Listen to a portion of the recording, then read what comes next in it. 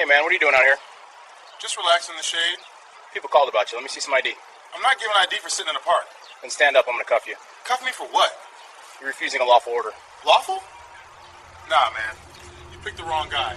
FBI. Officer Travis Holloway had accumulated 9 years with the Phoenix Police Department, building a record so troubling that Internal Affairs had documented 17 formal complaints, yet supervisors consistently responded with training sessions rather than termination. The pattern was undeniable across those 17 complaints. 13 involved Holloway stopping black individuals in public parks and recreational spaces for no reason beyond existing in those spaces. A man reading on a park bench, questioned about loitering. A woman stretching after a jog asked to prove she lived nearby.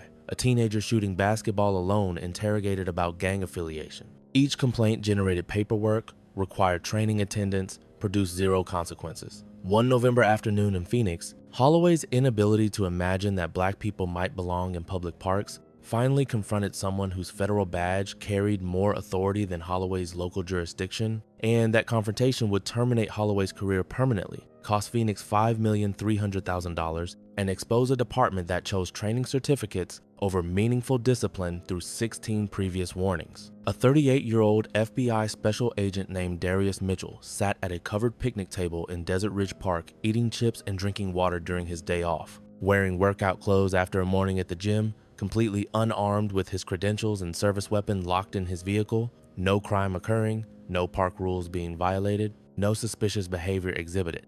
Just a federal agent who'd spent 15 years investigating civil rights violations taking a break in a public space on a beautiful Arizona afternoon. But Holloway saw him through 9 years of reflexive assumptions that black people in parks required investigation, couldn't process that someone might simply be enjoying public space legally, and approached with predetermined conclusions that would make this encounter a federal case study in constitutional violations. Before we continue, where are you watching from? If this is your first time here, please hit that subscribe button. Stories like these need to be shared, and your support helps us bring more truth to light. Phoenix, Arizona. Desert Ridge, a newer development in North Phoenix where parks feature modern covered pavilions, walking trails, sports fields, family-friendly amenities. The parks serve everyone. Workers on lunch breaks, parents with children, athletes training, anyone seeking outdoor space in a city where summer heat makes these spring and fall days precious. November 25th brought perfect weather. Mid-70s temperatures,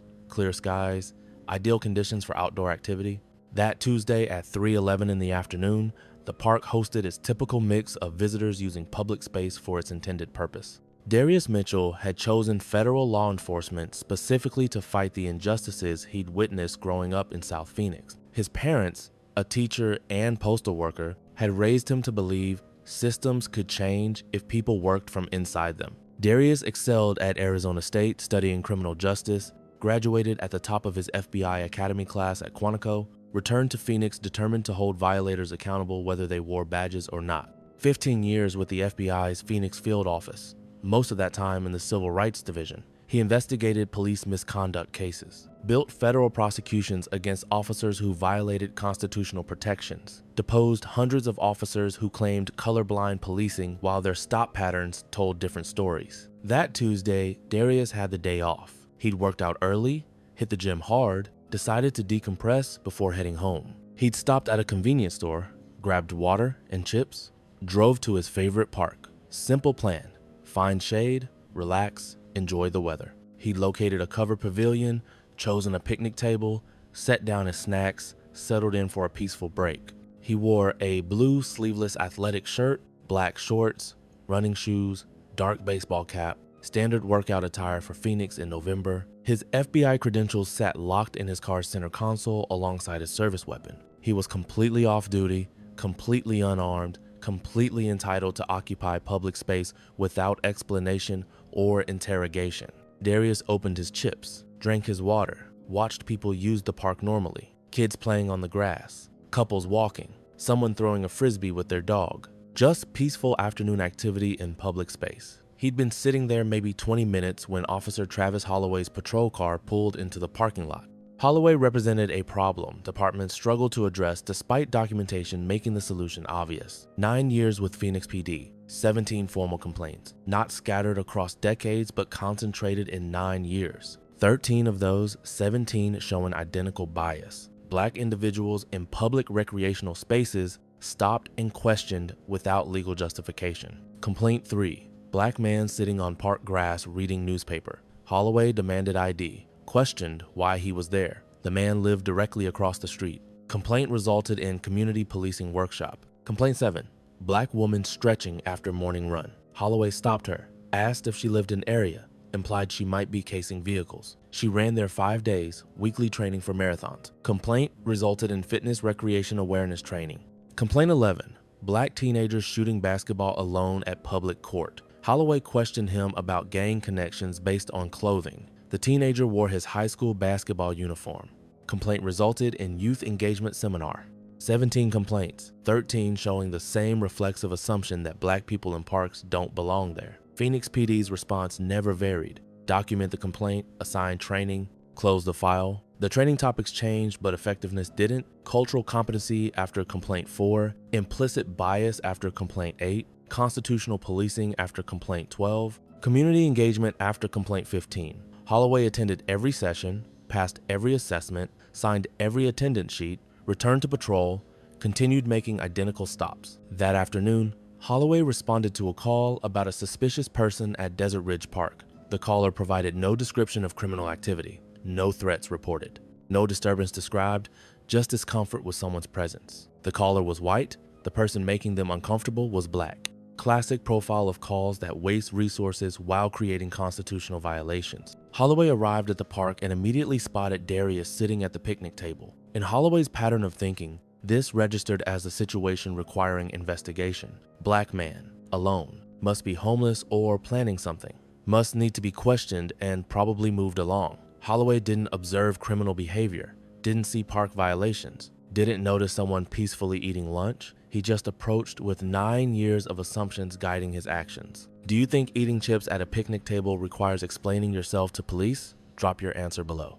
Darius saw the patrol car, thought nothing of it initially. Police patrol parks regularly, normal presence, no concern. Then Holloway exited and walked directly toward him with purposeful stride, and Darius recognized that approach immediately. He'd seen it hundreds of times investigating civil rights cases, the walk of an officer who's already decided guilt and just needs to figure out the charge. Holloway's body camera captured everything that followed, creating documentation that would become federal court evidence. Hey man, what are you doing out here? Not a greeting, an interrogation. Immediate questioning with edge that demanded justification for presence. Darius kept his response calm, professional. He'd dealt with officers like this from the investigative side countless times. Just relaxing in the shade, taking a break after my workout. Holloway moved closer, body language aggressive. People called about you. Let me see some ID. There it was, the demand without legal basis. No reasonable suspicion articulated, no crime described. Just people called, which isn't grounds for anything, combined with show me ID, which isn't lawful without reasonable suspicion of criminal activity. Darius knew Fourth Amendment law better than most federal judges. Terry v. Ohio. Reasonable suspicion required. Sitting in park isn't criminal activity. Someone calling because they're uncomfortable isn't reasonable suspicion. This demand was unlawful. I'm not giving ID for sitting in a park. That's not a lawful request. You have no reasonable suspicion I've committed any crime. This is where 16 training programs should have prevented disaster. Hours of constitutional policing instruction, explicit teaching about unlawful ID demands, clear warnings about creating liability. Holloway's response proved he'd learned nothing. Then stand up. I'm going to cuff you. Darius stood not from compliance, but from recognition that escalation was coming, and standing voluntarily was safer than being forced to ground. Cuff me for what? I'm sitting in a public park. I haven't committed any crime. State your reasonable suspicion. You're refusing a lawful order, except the order wasn't lawful. That's the entire problem. Demanding ID without reasonable suspicion isn't lawful. Threatening arrest for asserting constitutional rights isn't lawful. This entire stop lacks legal foundation. And Darius had reached his limit. He reached into his pocket. Holloway's hand moved toward his weapon. Another problem worth examining.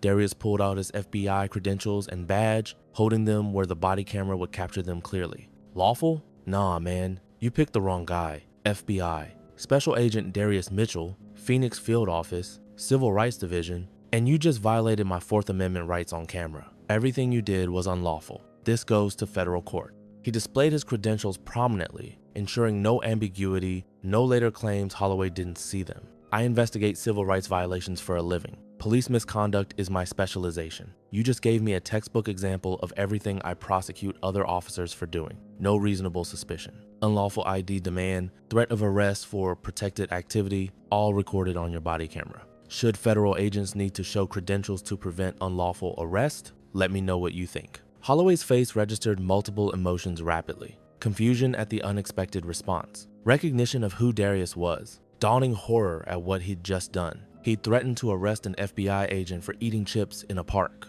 Your FBI? 15 years.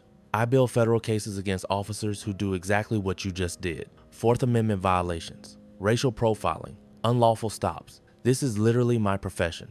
And you just provided perfect evidence for a pattern and practice investigation. Another patrol car arrived. Officer Rachel Kim responding to Holloway's backup call he'd radioed before approaching Darius. Kim brought 12 years of experience and immediate recognition that something had gone catastrophically wrong. She'd partnered with Holloway once, requested never to work with him again after watching his pattern play out. Kim saw Darius's FBI credentials still displayed and understood instantly. Sir, I apologize. Officer Holloway, step back immediately. He wouldn't show ID. Kim interrupted firmly. Because he's not required to. He's sitting in a park. That's protected activity. No reasonable suspicion. She turned to Darius, genuine regret in her voice. Agent Mitchell, can you tell me what happened?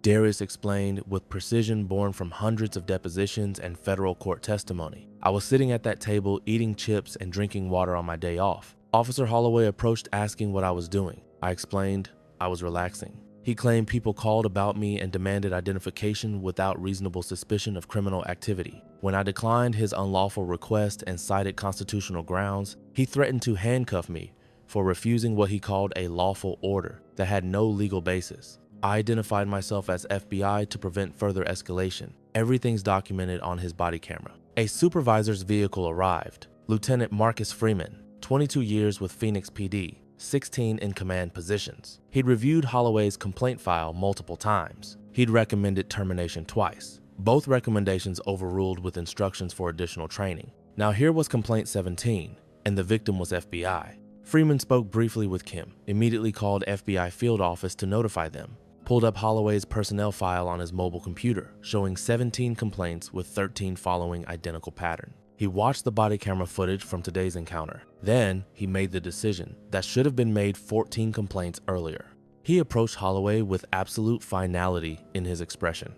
Badge, service weapon, and body camera. You're suspended immediately, pending termination proceedings. Holloway attempted to justify. Lieutenant, I responded to a suspicious person call. You violated a federal agent's constitutional rights. You demanded identification without reasonable suspicion. You threatened arrest for asserting protected rights. You did this based on a call describing no criminal behavior. This is your 17th complaint in 9 years. 13 show identical bias against Black people in public spaces. We've sent you to 16 separate training programs. Your behavior never changes. You're done. Badge, weapon, camera, hand them over now.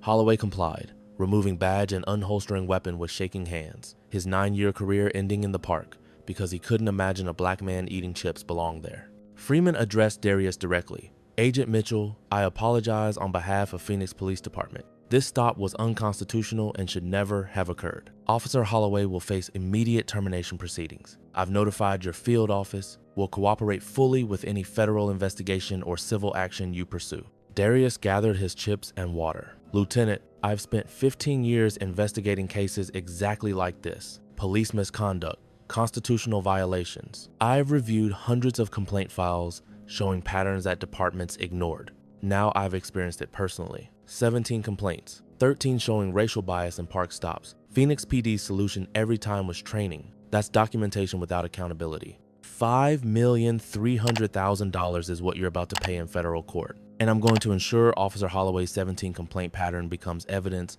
of systemic failure to supervise despite overwhelming documentation requiring termination. By that evening, the incident had exploded across law enforcement networks and national media. FBI agent racially profiled in Phoenix Park. Federal civil rights investigator stopped while eating chips during lunch break. The agent who prosecutes these violations becomes victim of them. The FBI director issued a formal statement condemning the stop. The Department of Justice Civil Rights Division opened an investigation into Phoenix PD's pattern and practice. Congressional representatives scheduled oversight hearings. Every federal agency that collaborated with Phoenix PD immediately distanced themselves. Federal law enforcement unions released statements supporting Darius. Darius filed his federal lawsuit 90 days after the incident, represented by the most skilled civil rights attorneys in the Southwest. The complaint named Officer Travis Holloway individually, his direct supervisors, who had documented 17 complaints without meaningful action, and Phoenix Police Department for maintaining an institutional culture that tolerated documented patterns of racial profiling despite overwhelming evidence requiring intervention. The allegations were comprehensive and federally charged. Violation of Fourth Amendment rights against unreasonable seizure under color of law, racial profiling in violation of 14th Amendment equal protection guarantees, unlawful demand for identification without reasonable suspicion, threat of false arrest for asserting constitutional rights, harassment and intimidation, intentional infliction of emotional distress, deliberate indifference to Holloway's 17 complaint pattern, failure to supervise, train, and discipline despite overwhelming documentation. The complaint attached Holloway's complete personnel record, 17 formal complaints across 9 years of service, 13 complaints showing clear racial bias in stops of Black individuals in public recreational spaces, 16 different training program completion certificates spanning topics from cultural competency to constitutional policing, 0 suspensions imposed, 0 demotions implemented, 0 meaningful disciplinary action until Complaint 17 created federal liability the department couldn't defend or ignore. Phoenix's city attorneys reviewed the case and immediately understood they faced federal court, extensive federal scrutiny, and a federal plaintiff who investigated these cases professionally. Holloway's body camera footage was devastating. Darius's credentials were impeccable. The 17 complaint pattern was legally indefensible. Settlement became inevitable. 22 months after filing, Phoenix settled $5,300,000 paid to FBI Special Agent Darius Mitchell. The settlement represented the largest amount in Phoenix history for a park stop, reflecting both the severity of constitutional violations and the unique position of a federal law enforcement plaintiff who prosecuted civil rights cases professionally. Officer Travis Holloway was terminated 6 weeks after the park incident. The termination letter was comprehensive and final. Officer Holloway engaged in racial profiling and violated the Fourth Amendment rights of FBI Special Agent Darius Mitchell by demanding identification without reasonable suspicion and threatening arrest for protected activity. His actions occurred in response to a call describing no criminal behavior. Officer Holloway's conduct represents his 17th formal complaint in 9 years of service, with 13 complaints showing identical racial bias in stops of Black individuals in public spaces engaged in lawful activities. Despite completion of 16 separate training programs addressing constitutional policing, implicit bias, and professional conduct, Officer Holloway has demonstrated persistent unwillingness to modify discriminatory practices. His violation of a federal agent's constitutional rights while that agent was off-duty creates catastrophic institutional liability and fundamentally undermines all cooperative relationships between Phoenix Police Department and federal law enforcement agencies. Employment terminated immediately and permanently. Termination effective date reflects zero tolerance for civil rights violations. Holloway's name was entered into the National Decertification Index, the nationwide database that prevents terminated officers from obtaining law enforcement employment in other jurisdictions. His 9-year career in law enforcement ended permanently. Holloway did not appeal the termination decision. Holloway's police union declined to contest the termination after reviewing evidence. Holloway released no public statement and offered no apology to Darius or the community. Darius testified at a Phoenix City Council hearing examining police accountability measures and later at Department of Justice oversight hearings investigating pattern and practice. I'm an FBI special agent.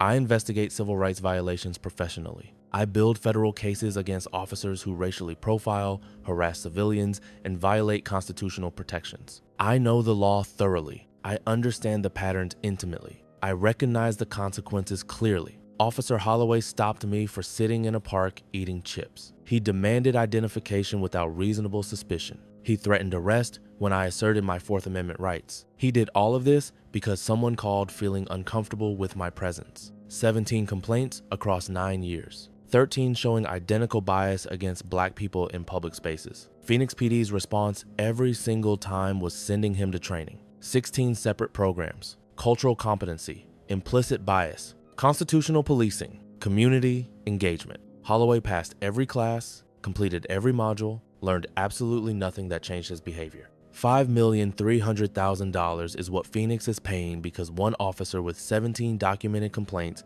couldn't imagine a black man belongs in a public park. But money doesn't erase being treated as suspicious for existing in public space. Money doesn't undo the assumption that I'm criminal until proven otherwise. And money won't prevent the next officer with 17 complaints from creating complaint 18. Unless departments fundamentally change how they respond to documented patterns requiring termination rather than endless, ineffective training. Phoenix implemented comprehensive policy reforms 8 months after settlement. Automatic termination consideration triggered at 10 complaints showing related patterns within any 5-year period. Training effectiveness measured by demonstrated behavior change rather than mere attendance and completion. Mandatory civil rights attorney review of all cases involving complaint patterns before final disposition. Body camera requirements for all interactions in parks and recreational facilities. Annual independent bias auditing examining stop locations, demographics, and outcomes with mandatory public reporting. City Council oversight of all pattern and practice findings. Why do police departments send officers to 16 training programs instead of recognizing after 10 complaints that training isn't working? Comment your thoughts below. This case wasn't about one Tuesday afternoon in November. This was about a police department that sent Travis Holloway to 16 training programs across 9 years, documented 17 formal complaints, showing persistent racial bias in stops of black individuals in public recreational spaces, and continued his employment until he racially profiled and threatened to unlawfully arrest a federal agent who literally prosecuted civil rights violations professionally. Darius Mitchell paid the price, stopped while eating chips legally in a public park, treated as suspicious for relaxing in outdoor space, forced to display federal credentials and assert his rights to prevent unlawful arrest. Travis Holloway lost his career. That represents individual consequence for constitutional violations. Phoenix paid $5,300,000 in federal court. That represents institutional accountability through litigation. But both consequences required 17 complaints and 9 years to materialize because training attendants consistently replaced meaningful discipline regardless of whether actual learning or behavior modification occurred. The system documented every complaint meticulously, assigned training after each incident, closed files with certificates proving attendance, and continued Holloway's employment until a federal agent with authority to prosecute became victim 17 and forced accountability through federal litigation. The fundamental question isn't whether this particular story matters or whether this individual case deserves attention. The question is what this case reveals about systemic failure to act on documented patterns. Do training programs actually change behavior when officers demonstrate through repeated identical misconduct that they refuse to change? Do departments genuinely recognize that attendance certificates and completion forms don't equal behavior modification if the behavior continues unchanged? Do they truly understand that professional expertise and federal authority should be respected and valued, whether that expert is prosecuting cases in federal court or simply eating chips at a picnic table? Because if policing systems don't evolve beyond treating training as accountability theater, if departments continue documenting clear patterns without meaningful action until the 17th complaint creates unavoidable federal liability, if officers can ignore 16 comprehensive training programs and still patrol until they victimize a federal agent, then Darius Mitchell represents not just one isolated incident, but definitive proof that current approaches to police accountability fail by deliberate institutional design rather than accidental oversight. Comment below if you agree. 10 complaints showing related patterns within 5 years should trigger automatic termination proceedings.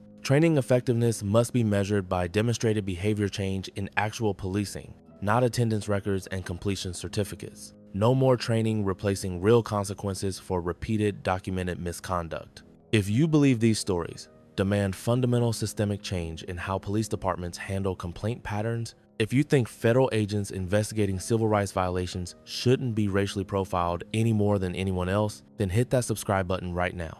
We're documenting how police departments treat training as compliance theater and documentation exercise rather than genuine accountability mechanism. We're demanding better from institutions claiming to serve and protect. We're fighting for everyone's right to exist in public spaces without interrogation, investigation, or having to prove they belong there. This isn't about one officer or one federal agent. It's about systems that consistently value paperwork over patterns, certificates over consequences, and endless ineffective training over appropriate termination, even when overwhelming evidence accumulated across years proves definitively that training fundamentally doesn't work for officers who choose not to learn or change their behavior.